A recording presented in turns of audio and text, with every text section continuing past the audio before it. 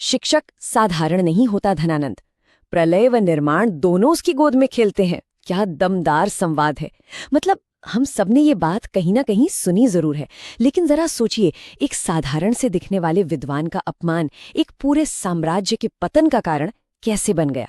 ये सिर्फ एक वाक्य नहीं था, ये वो चिंगारी थी जिसने सच में इतिहास पलट कर रख दिया। तो आज के इस विश्लेषण में हम सत्ता के अहंकार और बौद्धिक शक्ति के उसी भयंकर टकराव को समझेंगे जो आज के समय में भी हमारे लिए एक बहुत बड़ा सबक है। तो चलिए सीधा मगध के उस असली और कठोर राजनीतिक माहौल में चलते हैं। ये वो दौर था जहां निरंकुश सत्ता और विचारों की ताकत के बीच एक ऐसा वैचारिक युद्ध छिड़ा जिसने आगे चलकर सब कुछ बदल दिया। कहानी शुरू होते ही हमें एकदम जमीनी हकीकत पर ले आती है। नगर द्वार का ये दृश्य देखिए। यहाँ नियम इतने ज्यादा सख्त हैं कि मगध के बड़े से बड़े अमात्य को भी गेट पर ही रोक दिया जाता है। यहाँ तक कि खुद सम्राट भी सुरक्षा के नियमों से ऊपर नहीं है। ये कोई जादुई प्राचीन दुनिया नहीं है, बल्कि एक ऐसी कठोर व्यवस्था है जहाँ सच्चा कानून हर पद से ऊपर है। इस माहौल में बचे रहने के लिए अनुशासन ही इकलौता रास्ता था। अब यहाँ चाणक्य का नजरिया देखिए, जो एकदम व्यवहारिक है। जब एक स्त्री अपने लापता पति के भ्रम में जी रही होती है तो वो उसे कोई झूठी तसल्ली नहीं देते। वो सीधा कहते हैं कि सत्य बड़ा कठोर होता है। भ्रम में जीने की बजाय इस भयंकर दर्द को अपनी साधना और ज्ञान की आग में बदलो। अगर आज के नजरिए से देखें तो ये अपनी भावनाओं को सही दिशा देने की एक बेहतरीन मिसाल है। अपनी सबसे गहरी पीड़ा को अपना सबसे बड़ा हथियार कैसे बनाया जाए, ये कोई चाणक्य से सीखे। इसके बाद हम एक बहुत ही दिलचस्प प्रसंग पर आते हैं। एक छोटा सा बच्चा चंद्रगुप्त खेल खेल में एक अदालत लगाकर न्याय कर रहा है। पर सच कहूं तो ये सिर्फ बच्चों का खेल नहीं है। यहाँ हम भविष्य के एक महान शासक को बनते हुए देख रहे हैं, क्योंकि एक असली नायक की पहचान उसके सिंहासन से नहीं, बल्कि उसकी उस स्वाभाविक क्षमता से होती है जिससे वो बिना किसी शक्ति के भी एकदम सटीक और निष्पक्ष न्याय कर सके। और इसी दृश्य में चंद्रगुप्त की वो दूरदर्शी सोच सामने आती है।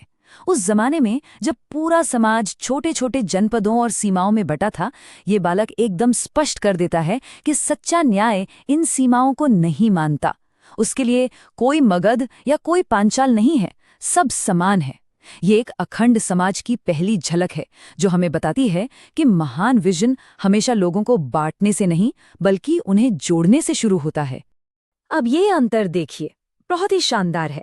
एक तरफ वो समाज है जो चंद्रगुप्त को बस एक निम्न कुल का चरवाहा मानता है, जिसका कोई भविष्य नहीं है, और दूसरी तरफ है चाणक्य, जो समाज के इन सारे नियमों को सिरे से खारिज कर देते हैं। वो इस बच्चे के अंदर छिपी अपार संभावनाओं को पहचान लेते हैं। आज की भाषा में कहें तो ये प्रतिभा को पहचानने का सबसे बेहतरीन उदाहरण है। व्यक्ति की पृष्ठभूमि नहीं, बल्कि उसकी काबिलियत मायने रखती है। वो ठान लेते हैं कि एक और प्रतिभा को वो बर्बाद नहीं होने देंगे। ये वाला हिस्सा तो रणनीतिक सोच की एक चलती फिरती पाठशाला है। चंद्रगुप्त कांटों को खत्म करने के लिए क्या करता है? वो उन पर मट्ठा यानी छाछ डालता है ताकि चींटियां आएं और उन्हें जड़ से ही खत्म कर दें। ये एक बहुत ही दमदार रूपक है। किसी भी खतरे को सिर्फ ऊपर ऊपर से काटना काफी नहीं है। प्राकृतिक व्यवस्थाओं का इस्तेमाल करके समस्या को जड़ से मिटाना ही असली समाधान है। और यही वो ठोस व्यावहारिक सोच थी जो आगे चलकर चाणक्य की कूटनीतिक रणनीतियों का आधार बनी। खैर, इन शुरुआती सीखों से निकलकर अब हम राज दरबार की ज्ञान सभा में चलते हैं। इसे उस समय का सबसे बड़ा बौद्धिक मंच मान लीजिए। यहाँ अलग अलग राज्यों से आए दिग्गज विद्वान राजनीति, अर्थशास्त्र और राजधर्म के एकदम मूल सिद्धांतों पर बहस कर रहे हैं। ये बातें इतनी गहरी और स्पष्ट हैं कि आज के दौर की किसी भी उच्च स्तरीय रणनीतिक बैठक को कड़ी टक्कर दे सकती हैं।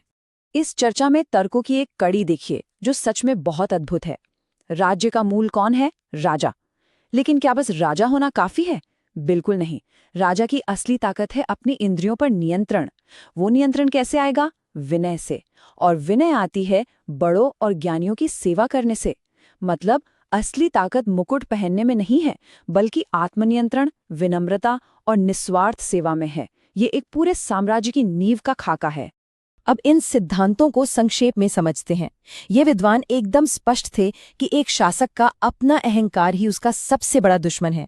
राज्य को धन और धर्म का स्रोत होना चाहिए, और हाँ, खजाने को सिर्फ बाहरी दुश्मनों से नहीं बल्कि भ्रष्ट अधिकारियों से बचाना भी उतना ही जरूरी है। और सबसे बड़ी बात, अगर प्रजा का भला नहीं हो रहा तो राजा के अपने वजूद का कोई मतलब ही नहीं है। सोचिए, ये बातें सदियों पुरानी हैं, लेकिन आज की व्यवस्था पर भी एकदम सटीक बैठती हैं। लेकिन तभी माहौल एकदम तनावपूर्ण हो जाता है। सभा में प्रवेश होता है राजा धनानंद का। एक तरफ ये विद्वान है जो विनम्रता की बातें कर रहे हैं, और दूसरी तरफ धनानंद जो न सिर्फ देरी से आता है बल्कि अहंकार में पूरी तरह अंधा हो चुका है। वो इन जान भरी बहसों को खोखले आदर्श बोलकर सिरे से खारिज कर देता है।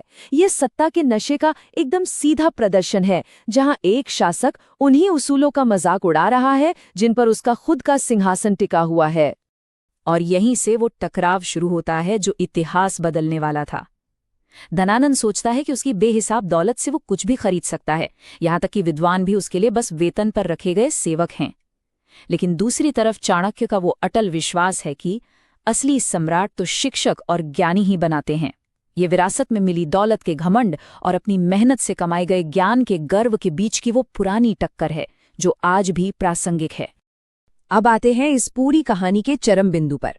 भरी सभा में धनानंद चाणक्य का सीधा अपमान करता है। ये कोई साधारण बहस नहीं है, ये एक मनोवैज्ञानिक युद्ध है। धनानंद चाहता है कि दौलत और पद के लालच में आकर ये विद्वान उसके सामने एक सेवक की तरह टुकड़ों के लिए गिड़गिड़ाए। वो चाहता है कि ज्ञान हमेशा सत्ता के अधीन रहे। लेकिन चाणक्य झुकने वालों में से बिल्कुल नहीं थे। और फिर वो ऐतिहासिक जवाब आता है, शिक्षक साधारण नहीं होता धनानंद, प्रलय व निर्माण दोनों उसकी गोद में खेलते हैं। ये ज्ञान की ताकत की सबसे बड़ी घोषणा थी। वो साबित कर देते हैं कि असली ताकत किसी तलवार या खजाने में नहीं होती।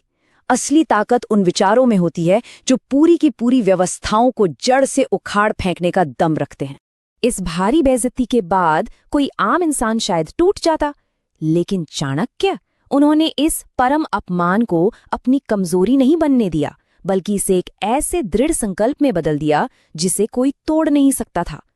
वो चंद्रगुप्त के पास लौटते हैं और कहते हैं कि कल तेरा दूसरा जन्म होगा। मतलब अब वो सिर्फ एक छात्र को पढ़ाएंगे नहीं, बल्कि उस अपमान की आग में तपाकर एक नया इतिहास लिखेंगे। तो ये पूरी घटना हमें सोचने पर मजबूर कर देती है। सत्ता के अहंकार में चूर होकर किया गया एक अपमान कैसे भारत के सबसे बड़े साम्राज्य की नींव बन गया। कैसे इस वैचारिक टकराव ने एक साधारण से चरवाहे को मगध के सर्वोच्च सिंहासन तक पहुंचा दिया। ये हमें एक बहुत बड़ा सबक देता है कि विचार हमेशा सत्ता से बड़े होते हैं।